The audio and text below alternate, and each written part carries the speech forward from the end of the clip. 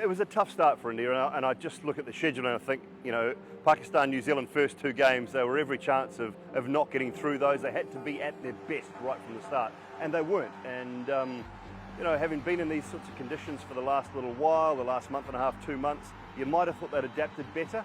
But I thought, you can't take anything away from Pakistan's performance. They were brilliant.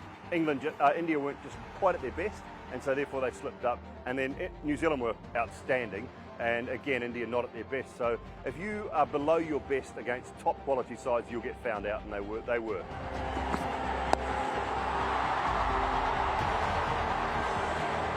Yeah, well, I had them as the favourites, actually. They'd been playing IPL out here, their star-studded side, and I think they got set back that first game. Obviously, Pakistan is a massive game, and just in that power play, the way Shaheen Shah, Afridi bowled, those two deliveries that got the openers out, Rohit and Rahul, they would have got a lot of great cricketers out. Late swinging, full deliveries, and that just put them on the back foot.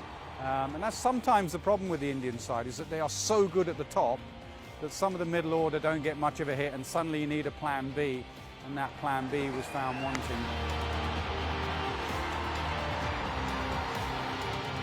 It was a tough one, the New Zealand one. I mean, they're bringing Ishan Kishan into the top and changing that opening combination. I think if one of the openers had dropped out, whether it be Rahul or KL or Rohit, then you think, okay, Ishan comes into the top. But at the time, Sky was injured, so really Ishan Kishan probably should have come in at number 4 in that game. I think there were a couple of selection things I always say with India. I see India as a very talented side, but sometimes selection-wise, Hardik Pandya just playing as a batter just alters the balance of the side. And then the game against New Zealand, whose ever idea it was to split Rohit and Rahul, I can tell you now that is not a good idea. Look at what happened since that game and the way they played, and before that game. I am never splitting up Rohit Sharma and KL Rahul. I'm sorry, they're just two world-class players.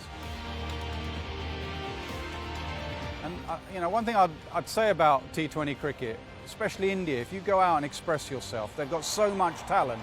Play fearless cricket, and that may be the only thing that's holding them back in ICC events, is they don't quite play that fearless brand of cricket that they deserve to, because they're so talented.